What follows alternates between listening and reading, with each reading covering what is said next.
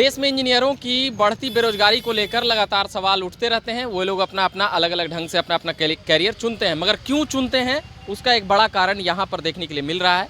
और अभी इन अभ्यर्थियों से जानेंगे कि किस प्रकार से ये अपना विरोध प्रदर्शन कर रहे हैं। बेरोजगार अभियंता के रोजगार से वंचित किए जाने के खिलाफ 25% वेटेज की बात है कैरियर में, उसमें क्या कुछ बता रहे थे भाई साहब, पूरा अच्छा समझाइएगा। सबसे पहली बात है बिहार पब्लिक सर्विस कमीशन और असिस्टेंट इंजीनियर के लिए हम लोग की वैकेंसी निकालती है। साल में 4 से 5 साल पे एक बार निकालती है, वो भी अंदर 200 सीट रहता है। उसमें क्या किए 25% वेटेज दे दिए हैं कॉन्ट्रैक्ट वाले को जो पहले से काम कर रहे हैं। अगर इसमें अगर हम लोग फ्रेशर की बात करें, कॉन्ट्रैक्ट वाले 133 नंबर से आगे हम लोग चलते हैं। कोई बंदा अगर 0 से स्टार्ट करता है, कोई बंदा 133 नंबर से स्टार्ट करता है, तो उसका पॉसिबिलिटी बहुत ज़्यादा है सिलेक्शन होने का। हम लोग जो 0 से स्टार्ट करता है वो बहुत पीछे रह जाएगा। इसलिए कि हम लोग ये मुद्दा चाहते हैं 25% जो बीपीएससी जैसे एग्ज़ाम है, जो इंडिया में आज तक कहीं लागू नहीं किया गया, ये सिर्फ बिहार में लागू करके जितना भी फ्रेशर, जितना भी नए छात्र हैं सबको इस नौकरी से बाहर करने का प्रावधान कर दिए हैं। ये 25% जल्द से जल्द कैंसिल हो और जितना भी है सब इसमें लाभ ले। क्या है 25%, क्या है लाभ, समझाइए। जब बीपीएससी के थ्रू जब सहायक अभियंता का बहाली आया था 2019 में और 2020 में 4 बहाली निकाली अलग अलग नंबर ऑफ एडवर्टाइजमेंट से, अलग अलग नंबर एडवर्टाइजमेंट से। उसमें उस समय जो था हम लोग के लिए कोई भी वेटेज का मुद्दा नहीं था विज्ञापन संख्या में। और जब एग्ज़ाम हम लोग का हो गया तो उसके बाद क्या किया, गवर्नमेंट ने संविदा वालों को एक्स्ट्रा 25% वेटेज नया रूल से लागू करके उन लोग को दे रहा है। अब उन लोग को दे रहा है तो पहले से तो कोई वेटेज था नहीं रूल। अब उन लोग को अगर 25% दे दिया जाएगा तो हम लोग सारे फ्रेशर किन्हीं का भी नहीं होगा, हम लोग सारे लोग बाहर हो जाएंगे। 400 नंबर का एग्जाम होता है बीपीएससी के थ्रू और 400 नंबर में 100 नंबर लोग को एक्स्ट्रा वेटेज दिया जा रहा है, जो कि कहीं एडवर्टाइजमेंट में लिखा नहीं था, जिससे हम लोग को फॉर्म भरवाया गया था। कॉन्ट्रैक्ट वाले को जो संविदा पे इंजीनियर लोग खट रहे हैं, हाँ, और उसी के चलते कोर्ट में भी केस हुआ और सुनवाई भी नहीं हो रहा। इसलिए हम लोग का वो लोग भी इंजीनियर है ना, इंजीनियर है तो जैसे आप जब विज्ञापन जैसे जब विज्ञापन निकाला गया तो उस समय आपको शर्त रखनी चाहिए था ना। विज्ञापन के समय कोई भी शर्त नहीं था, सीधे 400 नंबर का एग्जाम था, कोई भी आइए कोई नहीं आई तो कोई भी।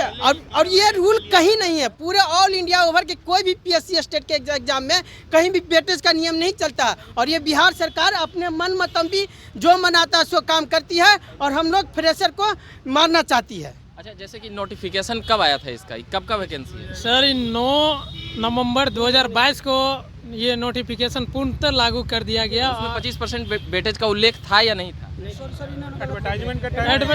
एडवर्टाइजमेंट का टाइम ये रूल नहीं था 25% का वेटेज। कितना बहाली कितना लोगों का था? 192 वैकेंसी का उन्होंने एडवर्टाइजमेंट था, एग्जाम था। ये सब कुछ सोचा समझा हुआ एक चाल है। एग्जाम के ठीक 2 दिन पहले आप ऐसा नियम ला देते हैं बैक डेट में, हाउ इट इज़ पॉसिबल। अब आप ऐसा नियम लाते हैं, थोड़ा सा गणित को समझिएगा तो 133 नंबर का आपका डिफरेंस दिख रहा है, जो कि कहीं से भी पॉसिबल है ही नहीं। आप कहाँ से, बीटेक कहाँ से? मैं बीटेक किया हूँ लखनऊ से। पंजाब से। आप कहाँ से? मैं राजस्थान से गया, रहने वाले कहाँ के? बिहार के रहने वाले। क्या समस्या है, समझाइएगा। समस्या ये है कि जो भी लोग 2018 में कॉन्ट्रैक्ट वालों की बहाली आई थी, उन लोगों को गेट पर रिक्रूट किया गया। उन लोगों को ये बोला गया कि आप लोग 1 साल के लिए रखा जाएगा। वो बाद बाकी अपना पैसा खिलाकर या कैसे क्या कर रहे हैं हमको नहीं पता, और वो टाइम को बढ़ाते गए, उन लोगों को डेट को बढ़ाते गए। पैसा खिला के नौकरी दिया जाता है? हाँ, दिया जाता है। आखिर एडवर्टाइजमेंट में लिखे कि हम आपको 1 साल के लिए दे रहे हैं, तो यार 4 साल तक क्यों बैठे हुए हैं? 4 साल तक क्यों सैलरी उठा रहे हैं? आखिर पैसा ही तो उन लोगों को, अधिकारी को खिला रहे हैं, तभी तो इनके डेट को बढ़ा रहे हैं। और उसके बाद ये लोग परमानेंट वैकेंसी लाते हैं बीपीएससी के थ्रू, और उन लोगों को एडवर्टाइजमेंट में कुछ नहीं लिखा होता है। ड्यू टू कोरोना का कारण इन लोगों ने परीक्षा नहीं लिया 2 साल। उसके बाद जब परीक्षा लिया तो परीक्षा से 2 दिन पहले इन्होंने कहा कि हम कॉन्ट्रैक्ट वाले को वेटेज देंगे। अरे भैया, ये पहले बात लिख देते हैं, हम लोग अपना 750 रुपया बर्बाद नहीं करते हैं। हम लोग बेरोजगार हैं, 1-1 रुपया के लिए मुहाल है। हम साइकिल से आते हैं, गांधी मैदान से हम साइकिल से चल के आते हैं। तो आप ये 750 हमारा बर्बाद करने 4 फॉर्म भरे, 750 गुणे 4 कितना हुआ? 3000 रुपया बर्बाद हो गया। और सिलेक्शन का चांस 0% है। तो हम यही कहेंगे नीतीश कुमार जी से कि इस रूल को आप हटाइए। आप बेरोजगार इंजीनियर को ध्यान दीजिए। आप एक अभियंता हैं, अभियंता के बारे में क्यों नहीं सोच रहे? आप ये दारू, गांजा, शराब, इस सब के चक्कर में क्यों पड़े हैं?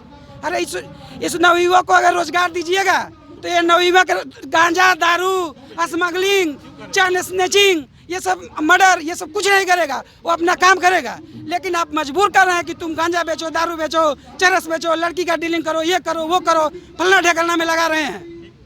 चलिए, इस लड़के ने बता दिया जी, बता रहे हैं। हम बोल रहे हैं एक बात बताना चाहते हैं नीतीश कुमार के थ्रू। बिहार में 243 सीट होता है, ठीक है, तो नीतीश बाबू और तेजस्वी बाबू और एक मिनट सुनिए, नीतीश बाबू और तेजस्वी बाबू के पास ऑप्शन है। अगर जो चुनाव आयोग है तीनों पार्टी को बोल दे कि आप 122 सीट लाना है सरकार बनाने के लिए, आपको 100 सीट पर लड़ने देंगे, ठीक है, 122 सीट पर लड़ने नहीं देंगे। तो इन लोग के पास ऑप्शन है कि हम 100 सीट पर लड़ के 50-50 सीट ला के मिल के सरकार बना देंगे। लेकिन अगर हम लोग का नंबर 100 नंबर लाना है तो हम 75 लाएं, तो मेरे पास ऑप्शन नहीं है कि इसका 25 नंबर लेके, अगर 125 नंबर लाया है इसका 25 नंबर लेके हम अपना सिलेक्शन करवा लेते हैं। यहाँ नियम नहीं ना है जी, स्टूडेंट का यहाँ पे नहीं लेके चलिए, स्टूडेंट के साथ गठबंधन का ऑप्शन नहीं ना है जी। गठबंधन के पास, स्टूडेंट के पास गठबंधन का नियम नहीं, उन लोग, तब आप वो नियम यहाँ क्यों लागू कर रहे हैं? हैं, यही हम बनना चाह रहे हैं। कौन सा ट्रेड है? मेरा सिविल है। सिविल है। सभी सिविल वाले ही हैं। चलिए, नीतीश जी इलेक्ट्रॉनिक तीनों की है, मैकेनिकल इलेक्ट्रिकल वालों की संख्या इसमें तो सारे लोग ना भर सकते हैं। सारे लोग भर सकते हैं, लेकिन उन लोगों की संख्या कम है, इसलिए यहाँ पे संख्या ही कम दिखती है उन लोगों की। हाँ।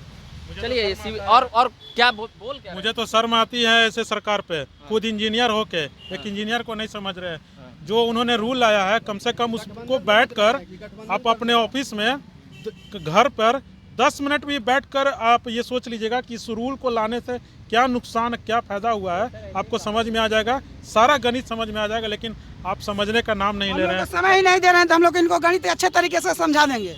हम लोग एक बार समय तो दे, हम लोग एक गणित को बेसिक से हाई लेवल तक क्लियर कर देंगे कि इसमें क्या कंसेप्ट है और क्या मजबूरी थी कि आप नीतीश कुमार कॉन्ट्रैक्ट वालों के चरणों में गिर गए। क्या मजबूरी थी, आप बताइए, प्रेस कॉन्फ्रेंस करके इस बात को बताइए। चलिए, ये बातें थी इन लोगों की कि तमाम बातें, आप तो नेता होंगे ना सर। चलिए, ये अभ्यर्थी का मुद्दा था, हम आपसे बात करेंगे।